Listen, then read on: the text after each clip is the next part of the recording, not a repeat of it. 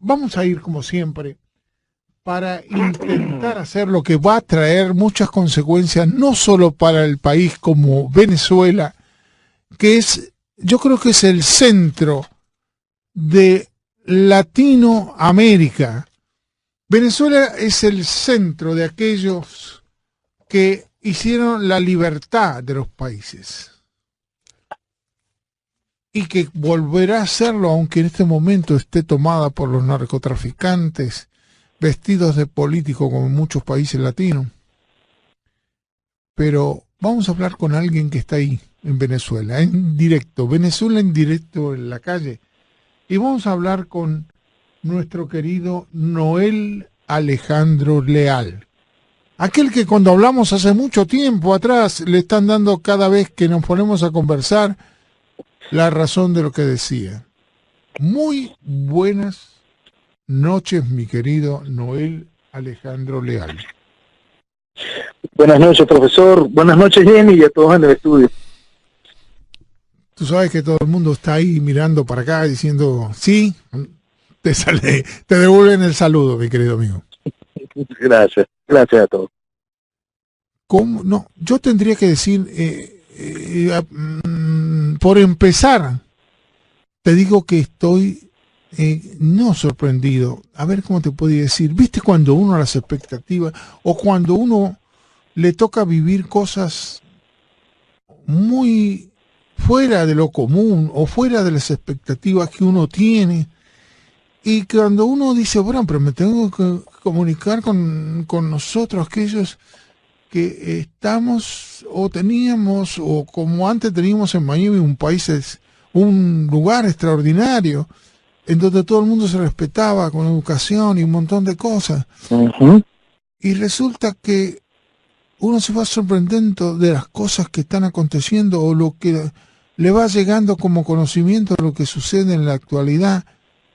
Y me tocó ver cómo los chicos en Venezuela no van al colegio y van a buscar comida en la basura. Digo, no, yo veo esto y no lo puedo captar, no lo puedo digerir, por decirlo de alguna manera. Un país tan extraordinario que yo lo veía, que todo el mundo en vez de irse a los Estados Unidos quería irse a Venezuela. Y yo digo, sí, profesor. Después vienen y me traen, le digo, pero ¿qué más hay de Venezuela? Porque tenemos con Noel de expresar algo a aquellos que nos sentimos todos unidos. Y dice, y me muestran una foto en donde veo en un sanatorio, no, sí, un sanatorio, esas sillas de A3 que te ponen en los sanatorios. Y había 1, 2, 3, la foto me sacan 3 sillas de sanatorio, de 3 sillas pegadas una al lado de la otra. Y en cada silla que estaban una atrás de la otra, había una parturienta tirada arriba de las 3 sillas y la estaban haciendo que pariera un chico en Venezuela. Digo, no lo puedo creer. No lo puedo creer. Y después me acuerdo cuando vi que los niños recién nacidos estaban en caja de cartón. Digo, pero ¿cómo? No entiendo. No puedo comprender el mayor país petrolero del mundo y que tenga que ver estas cosas. No cuadran. Bueno, profesor, usted lo que está viendo ahí es cómo nace el hombre nuevo del socialismo. Verdad que el socialismo siempre plantea en su criminal utopía el desarrollo de un hombre nuevo. El hombre nuevo, en la versión de la revolución chavista, llega a nacer bajo esas condiciones, después pasa a una caja, después no va a poder tener educación y se dedicará a comer de la basura, y algún día se hará la próxima constitución. Eso es más o menos el planteamiento del chavismo. Igual que si usted se pone a revisar cualquiera de si usted lograse tener una conversación de más de 5 minutos que es casi que un imposible, con cualquiera de los que están hoy haciendo la próxima constitución de Venezuela, cualquiera de los que no sea la camarilla principal, que no sea Diosdado, cualquiera de los de abajo, intente usted mantener una conversación de 5 minutos y usted va a encontrar un analfabeta funcional, un hombre que sabe respirar porque simplemente es una función humana, porque si tuviese que pensar para poderlo hacer, simplemente no podría. Y ese es ese hombre nuevo que se encarga es ese sueño del socialismo donde cualquier tarado puede tener el mismo nivel de influencia y el mismo nivel de conocimiento y desarrollo, porque ese pensamiento igualitarista salvaje lo que hace es deformar una sociedad. Ese pensamiento igualitarista salvaje lleva a estos extremos como los que usted narraba hace un momento. Cuando todo el mundo tiene que estar esclavizado y a vivir en la miseria, el gran sueño del socialismo, esa tabla rasa socialista, eso es lo que queda. Y queda en la principal reserva petrolera del planeta, queda en una de las principales reservas de coltán, de arena de lo que sea, de gas, de agua mineral, en el país que cuenta quizá con la mejor posición geoestratégica y geopolítica del planeta. En estos días en que su ciudad, en que la Florida ha estado atacada por huracanes, y vemos lo que ha sucedido en las islas del Caribe, yo me puse a pensar un momento, si nosotros tuviésemos de nuevo orden, de nuevo un poquito de orden y embarcamos al país hacia donde debe ir, hacia el desarrollo, hacia el futuro. Usted se ha puesto a pensar un segundo en cuánto estaría el metro cuadrado de las costas venezolanas. ¿En cuánto estaría el metro cuadrado de este mar hermoso que abre hacia el Caribe, que está al norte del sur de nuestro continente, que cuenta con toda la belleza del mundo, que cuenta con una primavera eterna, que no sabe lo que son las estaciones, que no sabe lo que es la nieve, que no tiene que ver con este zaperoco de huracanes, que el único mal que sufre Venezuela es socialismo. Si nosotros hacemos lo correcto, imagínense a esos niños naciendo como deben nacer, con la oportunidad de crecer, llegando a escuelas donde de verdad se les muestre el futuro, donde de verdad se les enseña a pensar y no a llenarles la cabeza de paja, de realismo mágico y tonterías socialistas que lo que hacen es embrutecer a la sociedad, y por eso tenemos una sociedad latinoamericana como la que tenemos. ¿Ves? Cuando tú dices y me planteas desde Venezuela y yo quiero hablarte, yo me pregunto, ¿hago bien en marcar las profundidades de la miseria?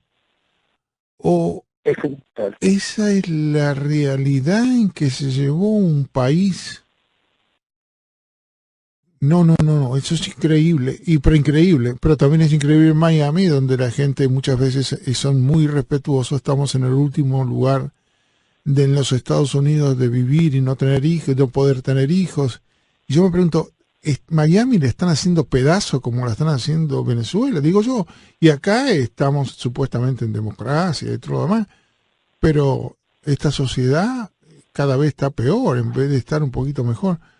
Por eso me da tristeza por decírtelo, porque en algunos aspectos me toca vivir en una ciudad de esa magnitud. Digo, ¿cómo será realmente vivir en Venezuela hoy en día?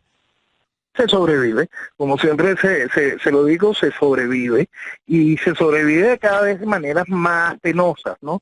Y distintos sectores de la sociedad simplemente se van animalizando, profesor. Esa sería quizá la palabra. El socialismo busca siempre revertir el deseo de desarrollo, el deseo de lo correcto, por una conducta donde, fíjate, si aquello está tan mal, ¿por qué tú vas a tener este beneficio? Mira, vale, si aquellos no saben comer con cubiertos, ¿por qué tú eres tan pretencioso y pretendes comer con cubiertos? Pues, y ese planteamiento de viva la miseria, que explota constantemente ese pensamiento político, va destrozando las sociedades a límites realmente salvajes. Y sí es importante hablar de la miseria que está viviendo Venezuela para poder reflejarla con la realidad que siempre reflejamos eso. Estamos hablando de la principal reserva petrolera del planeta. Destruir la economía, destruir un país de esta magnitud ha sido un trabajo eficiente. Es un planteamiento ideológico. Por eso es tan importante referirnos a eso en esas palabras, profesor. Nosotros llegamos aquí con una realidad política criminal que viene desde 1958, que desde la llegada del chavismo tomó cuerpo, tomó un peso específico y vino a acabar con el venezolano, no solo a acabar con la tierra, no solo a robar, a impedir el crecimiento, sino a acabar con el individuo. Eso es el espacio adicional que ha logrado la revolución. Fíjate qué increíble, porque esta tarde estaba hablando con cubanos que llegaron y había una señora cubana que todos los días se pasa diciendo que en Cuba se vive mejor que acá. Y yo digo, ¿qué se le podrá contestar, no? ¿Cómo la gente se acostumbra a vivir en una sociedad sin nada y lo considera mejor que vivir en una sociedad libre? ¿O será que aquí no estamos tan libres o no es tan buena como en Cuba? Yo digo, estamos todos locos. Yo no sé, o yo no puedo pensar, y yo estuve en Cuba, sé cómo se vive. No es que estaba, no estoy, a mí no me la vendieron, ni yo la veo por los diarios, ni por ninguna otra cosa. Es algo espectacular. Te dan un pancito que te reparten en un carrito todo viejo de madera, un pan por cada, en una provincia, por ejemplo, ¿no? Un pancito te reparten chiquitito a cada uno de los por nombre, ¿no? Y lo tiene que pagar. No es mentira, hasta los cubanos no saben expresarse, porque no es que lo que te venden, no lo que te venden, lo que te dan es gratis. No, no, no. Tenés que pagarlo. Ese pancito que te dan lo tienes que pagar. Y si venden algo en el supermercado, tenés que pagarlo. Y por consiguiente, que es la libreta, ¿no? Usted no tiene la libreta porque habrán modificado las cosas o mejorado las cosas, pero y a estas personas les gusta vivir así y acepta mejor vivir en Cuba que en los Estados Unidos. Ese tipo de personas siempre van a existir. Nosotros también las tenemos acá y son hay dos cosas que pueden definir a ese tipo de personas.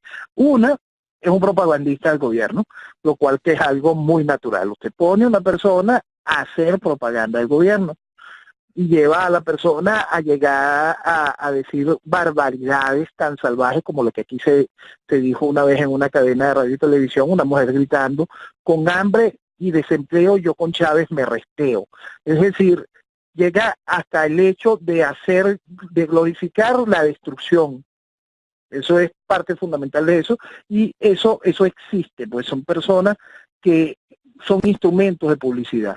El resto simplemente es lo que yo siempre coloco en nuestras sociedades, que es gente que tú tienes que poner a un lado. No es gente que ni su opinión debe influenciar en una sociedad, y menos su opinión debe encabezar el desarrollo o el planteamiento de una sociedad.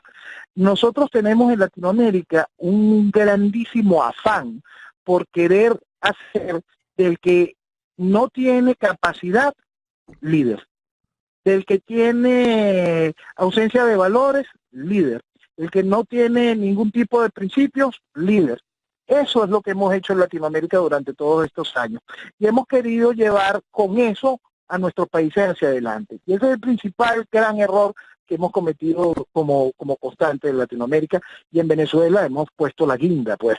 Puso el país, mi país de irresponsables, puso a Chávez de presidente, un hombre que venía de un hogar destrozado, de denuncias de maltrato, venía de él, de haber practicado maltrato hacia la mujer, venía de ser como militar un hombre que había sido constantemente ayudado por las distintas fuerzas dentro de las Fuerzas Armadas que estaban funcionando para establecer el proceso revolucionario. Como militar había sido un fracaso, venía de estar empatado con Castro, con Ceresole, con lo peor del pensamiento político latinoamericano, y amante de esta cosa espantosa que es el socialismo. Y mi país de irresponsables lo llevó al poder. ¿Cómo llegó Chávez al poder? Llegó también en complicidad de las élites. Y entonces ahí es cuando todos tenemos que empezarnos a preguntar qué tan culpable es la sociedad pobre y con hambre que había en ese entonces, que votó también por Chávez, pero ¿a quién seguían? ¿Qué élite, qué guía le marcó ese espacio? ¿Qué medios de comunicación le prestaron su tribuna a un hombre que evidentemente venía a destruir? Porque es un punto fundamental el cual yo siempre sostengo, porque hay mucha gente que dice, ay, sí, yo voté por Chávez, me engañó. No, tú te quisiste engañar. En la página web de Venezuela Vetada está plasmado desde hace muchos años el video de Hugo Chávez en La Habana en 1994. Ahí ese hombre identifica lo que va a hacer con el país, destruirlo y entregárselo a Castro, destruirlo y entregárselo al comunismo. Y este país de irresponsables votó por él, votó guiado por una élite que ya venía sucia de haberse entregado a Fidel Castro en 1989 en aquel manifiesto a Castro donde se le arrastran sopotoscientos directores de universidades, generadores de opinión de cualquier tipo, decanos de las principales universidades del país. Grandes deformadores de la sociedad se le arrastraron a Castro en 1989 y generaron este desastre que estamos viviendo hoy. Esas élites llevaron a nuestro país a esto.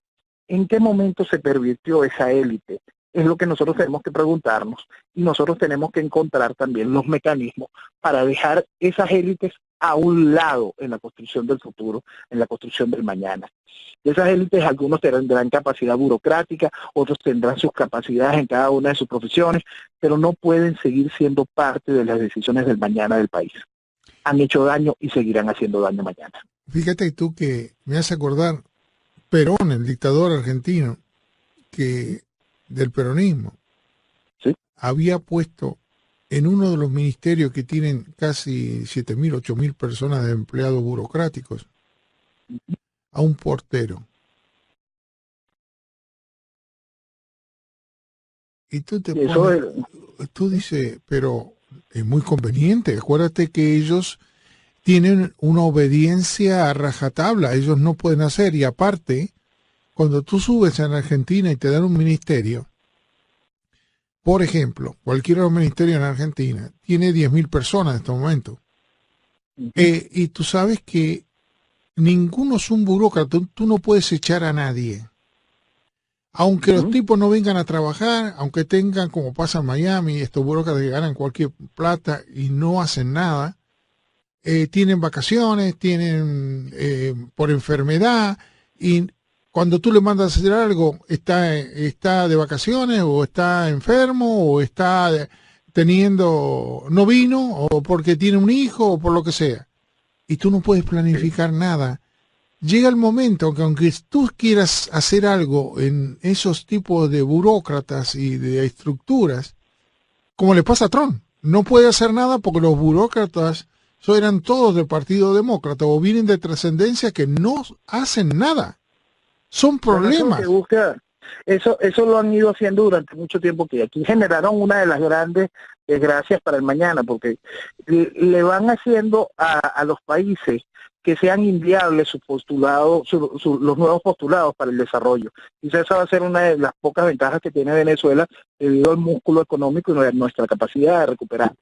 Pero si nosotros pretendiésemos mantener el estado de dádivas que provee el socialismo, que promete el socialismo, bueno, ni siquiera lo provee, sería absolutamente inviable. Mañana, en el país del mañana, en la reconstrucción de Venezuela, van a quedar cualquier cantidad de gente suplicando por las miserias que el gobierno dice que da y no da, pero va a quererlas, y así imposibilitando el desarrollo de esto. Porque la gente se queda embuida en aquel discurso donde le dicen, sí, yo te voy a mandar tu cajita de comida, tú tienes derecho a esto, tú tienes derecho a comprar un poquito de arroz por un precio irreal, y a comprar un poquito de carne por un precio absurdo, totalmente irreal, porque nosotros vivimos también, y perdona que el inciso, esas dos irrealidades.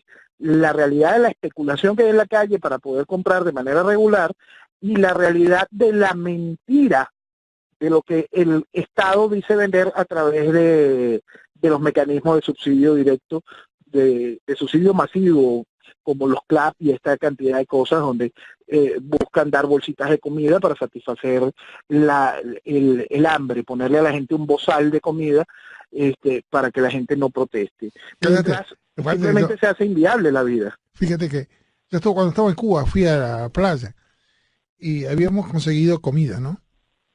Y comida porque llevamos dinero a Estados Unidos, por supuesto. Y habíamos matado un cerdo, entonces teníamos comida. Y había mucho arroz. Y de repente me traen una cajita de cartón y me dice, aquí comemos. Digo, ¿y cómo? ¿Y el tenedor? No, dice, tú tienes que arrancar la tapa de arriba, hacer como una cuchara y con eso comes.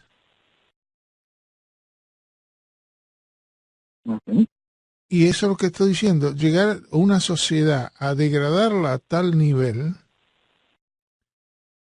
que tienes que comer con la mano como comían los egipcios en el tiempo allá de hace... Y aquí si lo reclamas, te sale algún gran culturoso socialista a decirte, respeta la cultura de este señor. Si este señor está acostumbrado a comer así en las manos, ¿por qué tú vas a querer decirle que civilización, que comportamiento correcto es que coma con cubiertos? Porque eso lo hacen, llegan a este extremo de querer animalizar una sociedad, sin entender la lógica simple de lo correcto es lo correcto. No puedes ser un animal. Tú eres un ser humano, tú racionalizaste, caminaste, pensaste, te pusiste de pie y aprendes a comer, aprendes a hablar, aprendes a pensar. Pero no, el socialismo busca animalizar a toda una sociedad y se sienten orgullosos de eso. Por eso digo, qué lindo, ¿no? Porque, mire qué lindo que por decir, disculpa, se me escapó, pero es decir, ¿cómo te hacen ver que ir degradando una sociedad está bien? Porque iguala a todo el mundo, y los que tienen dinero no sirven, pero esos que tienen dinero, entre comillas, son los que tienen el contubernio con el gobierno y vienen a comprar propiedades acá, los familiares y todo lo demás a Miami, del dinero que roban o que le dejan robar por el narcotráfico y robarle al país del petróleo que la gente no come. Yo digo, pero ¿cómo? No estamos nada ahí. ¿Cómo nos dejamos engañar? ¿Cómo nos dejamos entretener? ¿Cómo nos dejamos decir, pero ustedes no se preocupen porque el día de mañana ustedes van a tener sus casas? Aunque creo que las casas se las dieron a algunos, pero no le dieron los títulos, así que tienen que depender siempre del gobierno que no los vote, ¿no? Como que no los eche, pues vote de cubano, pero no sé cómo se dice en venezolano, pero para que no lo saquen de la casa. Y más, ¿qué casas, profesor? Aquí las casas o apartamentos que ha entregado el gobierno, donde entregaron casas en el interior del país, usted se asustaría, ya son poblados abandonados, porque simplemente no pusieron todos los servicios completos, están hechos tan de mala calidad que los techos han volado con cualquier vendaval, que nosotros ni siquiera vientos realmente fuertes tenemos en el país, se han agrietado porque no han hecho los terrenos como deben ser, y en el medio de las ciudades han montado ¿cómo explicarle? Lo que pasa es que ustedes el término barrio lo utilizan distinto para urbanización y todo. Nosotros utilizamos el término barrio para zonas marginales, ¿no?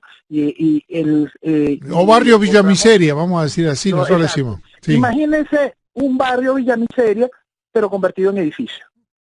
Cállate que en Argentina hicieron eso y la delincuencia se apoderó de esos lugares. De esa zona, y de noche no puedes ni entrar a tu casa. Eso lo hizo aquí el chavismo, atravesó barrios Villamiseria verticales, lo que yo llamo cerros verticales, y los atravesó en el medio de las avenidas principales de las ciudades, generando caos, destrucción, explosión de la miseria, explosión de la delincuencia en cada una de esas zonas, generando más destrucción de la sociedad. Y es que el socialismo busca todas las herramientas para generar eso.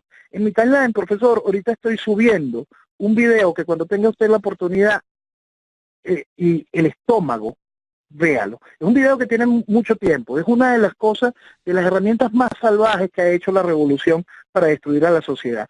Ahí usted va a ver a un hombre que fue colocado en la vicepresidencia de Funda Ayacucho.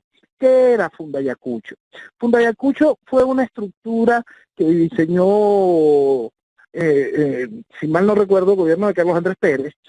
Fue una estructura para aprovechar la bonanza económica que hubo en cierto momento en el país y poder enviar a jóvenes venezolanos a hacer estudios de cuarto nivel para traer de nuevo jóvenes con una materia, con esa materia intelectual adquirida, con esas herramientas académicas adquiridas para el desarrollo de nuestra nación. Es decir, era un ente de punta donde lo mejor de Venezuela podía conseguir la oportunidad de un trampolín para hacerse aún mejor. Ahí usted va a ver a un personaje, porque es indescriptible.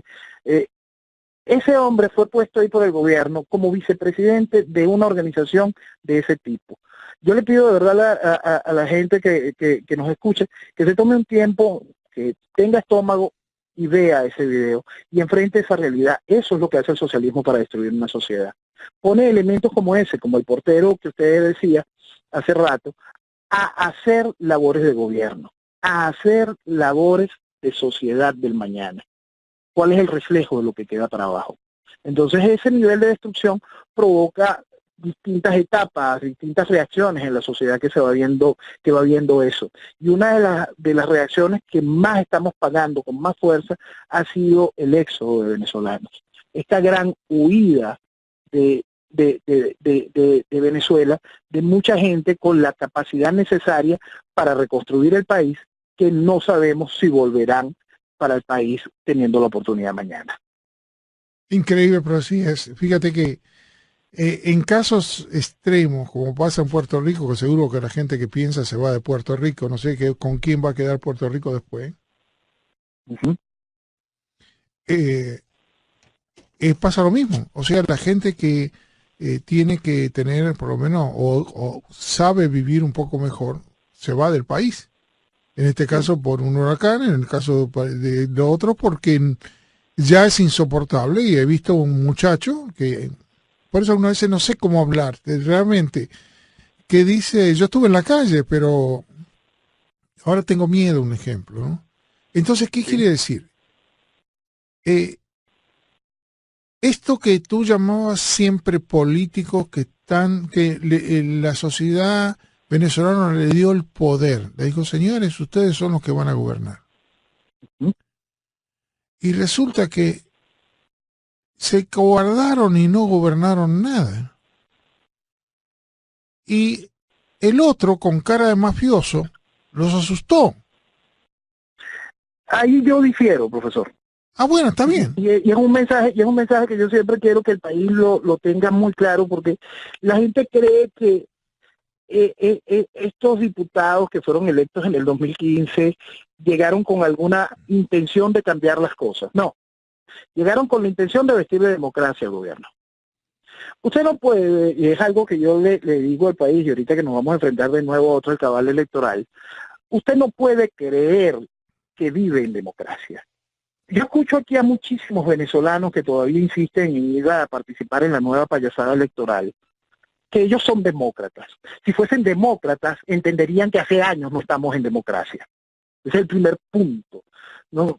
Estos diputados, estas personas a las que se les otorgó un mando, que lamentablemente en mi país de irresponsables, por no querer pensar, les da su representatividad a un grupo de personas que lo único que se han dedicado es a vestir de democracia la tiranía impuesta por el chavismo.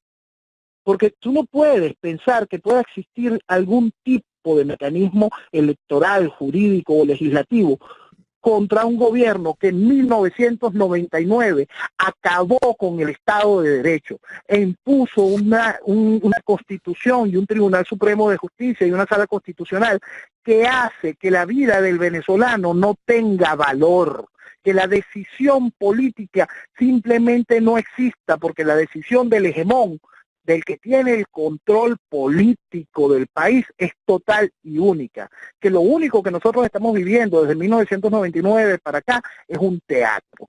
Entonces mi país, que no quiso ver esa realidad, volvió a darles el poder, volvió a darles su representación en el 2015 a estos diputados y volvió a dárselas hace nada, hace menos de 3 meses, casi 7,5 millones de personas volvieron a firmar otro documento y otra tontería para poder volverle a reafirmarle a esos diputados su representatividad.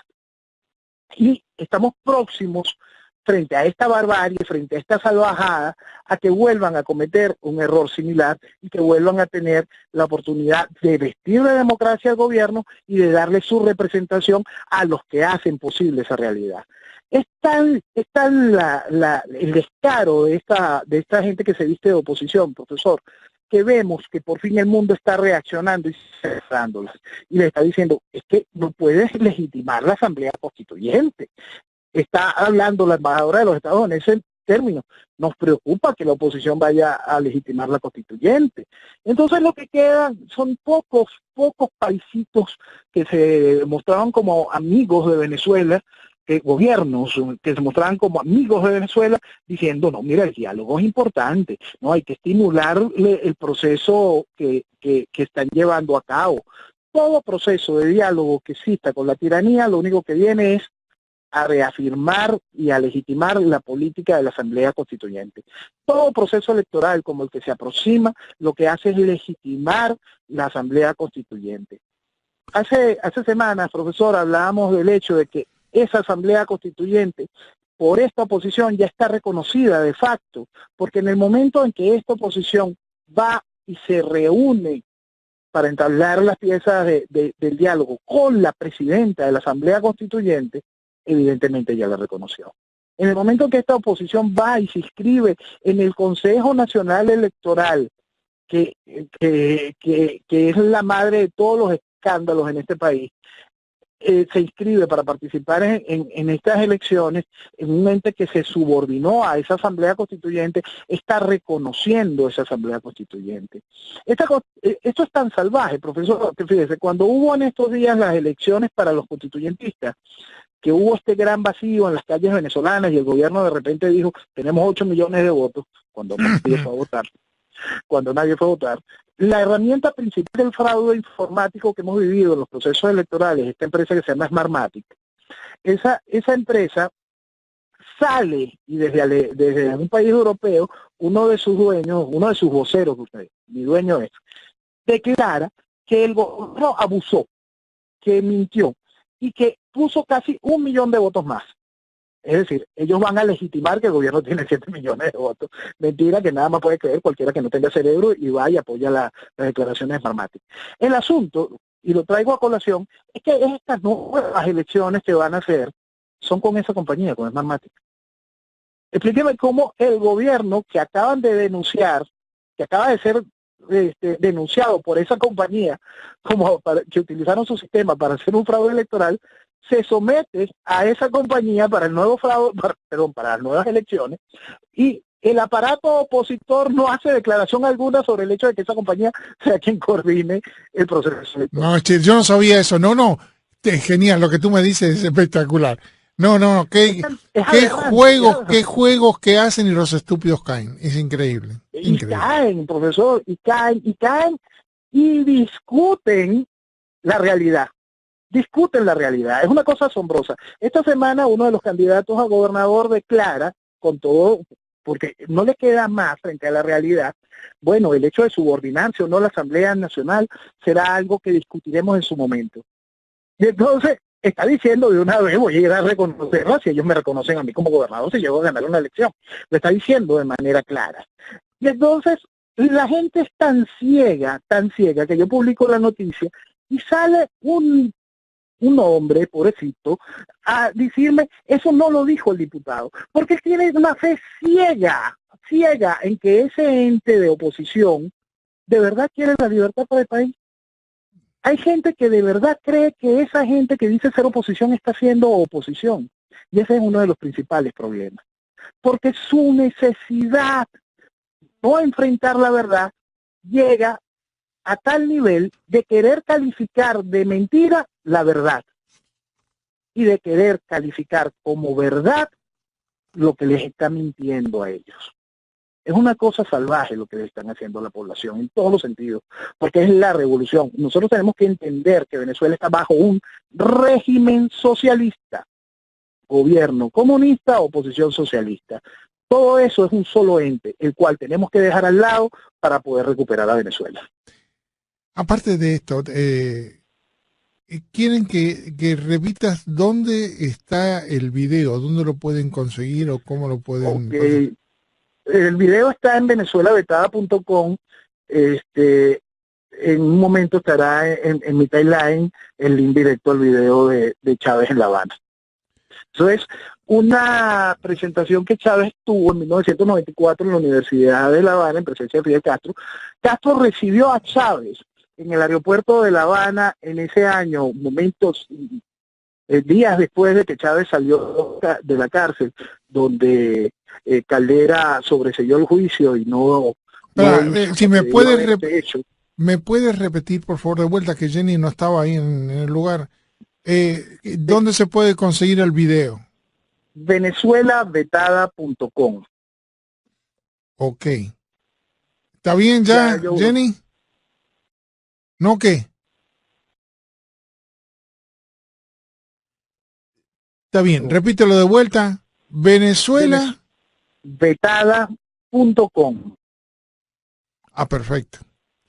Entonces, yo voy a colocar de todas maneras en mi timeline el link directo. Ok. Entonces, allí van a encontrar ese video donde Chávez simplemente dice, palabras más, palabras menos, que él va a entregarle el país al comunismo.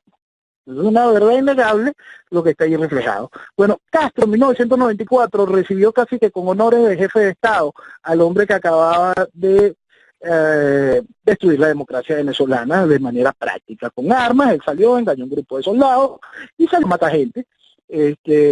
Salió a matar gente consciente de que iba a fracasar militarmente, pero consciente del triunfo político que significaba ese fracaso.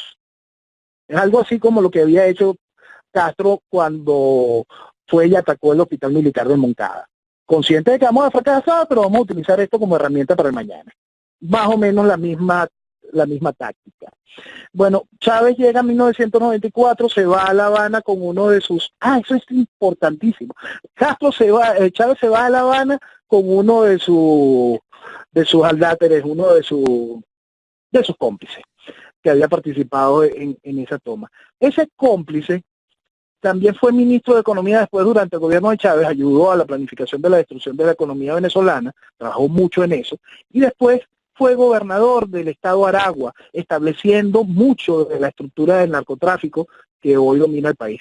Ese cómplice abandonó de repente el gobierno y se fue a los Estados Unidos y está declarando en la DEA las cosas que hizo y las que el gobierno hizo. Entonces es interesante porque ustedes lo van a ver en ese video como parte de la destrucción de mi país, porque ahorita es tan salvaje ver a estos personajes que forman parte de la destrucción de mi país, generando opinión, diciendo ellos, mira, sí, aquella gente hizo eso, cuando ellos fueron protagonistas de esos crímenes, como el caso de Luis Ortega Díaz. Luis Ortega Díaz ahorita va hacia La Haya, y yo quisiera tanto de que la dejaran allá. Lo más lógico que haría el tribunal de la Corte Penal Internacional es poner presa a esa mujer. Porque esa mujer es cómplice de crímenes de lesa humanidad, de apartheid. Ya basta de impunidad. Si en Venezuela rige la impunidad, la misma impunidad que hizo posible que Chávez fuese presidente, el mundo, si de verdad quiere ayudar a Venezuela, tiene que primero establecer un coto claro. La impunidad no va más. Aprovechen y metan presa a ese criminal. Fíjate una cosa interesante y abriendo ya que tú te fuiste para Europa. En estos momentos recién Ortega va a declarar ante el gobierno español que el segundo o el tercer partido español fue preparado y financiado por Maduro. Sí. Podemos hizo todo lo posible, pues, se llevó cualquier cantidad de dinero de nuestro país, pero antes de llevarlo destruyó el país. Pues mucho de lo que hizo Podemos en boca directa de Monedero y de Pablo Iglesias y de Serrano es darle las herramientas económicas, constitucionales a personajes, a criminales como el chavismo, para poder hundir al país de una manera democrática. Y por eso te digo que recién, pero me parece que aquellos que se llaman democráticos, o la estructura política que defiende un país, y más un país tan, entre comillas, aparentemente evolucionado como es España, que recién ahora, después que hayan hecho, que Maduro hizo hacer el segundo o el tercer partido en España, recién le busquen a alguien que se enteren de que fue financiado por los comunistas. Esto es grande. Esto es como, son tontos o todo el mundo es idiota y de repente se despiertan. No entiendo yo cómo es el asunto. Porque eso lo sabe todo el mundo, no lo sabemos. No es que ahora se sepa porque alguien dijo algo. Siempre se supo eso. Siempre se supo. Y es eso, es una de las cosas que más me preocupa y que más me duele. Nosotros estamos viendo la realidad venezolana. Es una cosa realmente salvaje. Cuando el mundo está impresionado por el escándalo de corrupción de Odebrecht, yo quiero que la gente entienda por un segundo que eso es el sencillo, ese es el cambio que usted le da después de que paga algo en la frutería, frente a lo que es el escándalo de corrupción de PDVSA, frente a lo que está sucediendo hoy en día en lo que es el arco minero en Venezuela. Son toneladas de oro que están desapareciendo, que cuando eso se haga escándalo, hasta el oro va a depreciarse un tanto, por todo lo que está saliendo de aquí de manera ilegal. Es realmente salvaje. Yo me hago una pregunta. Lo que se están robando de nuestro país hoy, en estos días, después de que destruyeron PDVSA, después de que hicieron lo que les dio la gana con el control de cambio, lo que se están robando a través del arco minero, no solo en oro, en diamantes, en coltán, en uranio, lo que está saliendo de allí, es algo que vamos a perder la vista. Si nosotros hoy estaríamos hablando de siempre intento colocar esto como que se han robado planes Marshall, hay que multiplicarlo por docena para tener una noción de la realidad, que se han robado muchísimo más de 800 mil millones de dólares en Venezuela. Lo que se están llevando hoy en día vía arco minero va a espantar el mundo. Ahora, eso estaba oculto, porque cuando el petróleo estaba muy alto, nadie sabía que se estaba sacando petróleo, y eso también lo tuvieron los que entre comillas eran de derecha. O sea, todo el mundo, eso era como un dinero que se robaban los políticos en Venezuela, porque eso estaba callado. Lo único que se hablaba era del petróleo, no de las otras negocios. No de lo que sucedía en la minoría.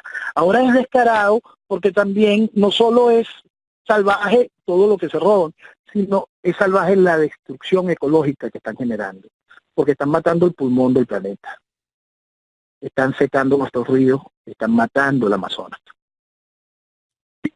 Ahora, yo voy a todo esto. ¿Cómo lo que más te diría, estamos observando que da la impresión de que se haya, como hemos dicho el sábado pasado, se haya despertado la idea, y el que está defendiendo a Venezuela son los países del exterior. Antes a nadie le importaba. Después, ahora, la mayoría de las organizaciones y los países europeos están de alguna manera presionando a Maduro, y el que le está dando, como bien tú dices, que hacer legitimizar a Maduro es la oposición. Yo no entiendo más nada. En el momento que tendrían que ponerse duro, son en el momento que desacreditan el apoyo exterior o las presiones exteriores. El mundo está sintiendo hoy el quiero salir de Chávez, pero la oposición no me deja. El mundo que quiere ayudar a Venezuela se está dando cuenta de lo que es lo que está haciendo la oposición. Van a volver a vestir de democracia a la tiranía. ¿Por qué está sucediendo eso? Pero dentro de ese desastre, ahora es que viene lo bueno, profesor. Está sucediendo una cosa muy interesante en el país. Está sucediendo que mucha gente está sintiendo este miedo, esta orfandad, porque por fin se les cae la careta a la oposición y dicen, no puede ser, ahora no tenemos quien nos defienda. Pero dentro de esa misma gente están empezando, ven como un vacío, pero en el vacío se aprenden a mirar bien, van a ver un hermoso puente de cristal. Ese puente de cristal es el que tiene que atravesar Venezuela, dejando atrás a ese régimen socialista, dejando atrás a todo lo que nos trajo aquí y todo lo que nos mantiene aquí. Hoy, esta semana, este fin de semana, los jóvenes de Rumbo Libertad, los dirigentes de Rumbo Libertad, llegaron a los Estados Unidos y han sostenido una serie de conversaciones de alto nivel en Washington a nivel de Secretaría de Estado. Tuvieron también una oportunidad que yo considero, debo confesar mi envidia de tener una oportunidad de conversar con el senador John McCain. Estamos viendo, profesor, que el mundo se está abriendo hacia la Venezuela de verdad, no a la Venezuela que ha vestido de democracia el chavismo. El mundo se está abriendo a las voces que no van a legitimar esta desgracia. Se está abriendo a las voces que quieren futuro porque el futuro les pertenece. Porque el desarrollo que nosotros podemos tener pertenece a esta juventud. Tenemos que salir de ese lastre, de ese desastre de pensamiento político anquilosado, perdido en el socialismo, que tampoco es que tenga un proceso generacional como tal, porque encontramos en esta oposición legítima, la que viste de democracia, al gobierno, a amantes de Allende, a gente que cree que el socialismo tiene algún tipo de producto positivo para el desarrollo de la nación. El mundo se está abriendo también, por fin, a las voces que dicen no vamos a legitimar, esto se acaba. Mientras eso está sucediendo allá afuera, la juventud en Venezuela se está preparando de nuevo para tomar las calles y combinar esas dos situaciones. La voz que por fin tiene, esa voz que en Venezuela se cantó con fuerza hace unos meses, ahora va a tener el eco internacional adecuado.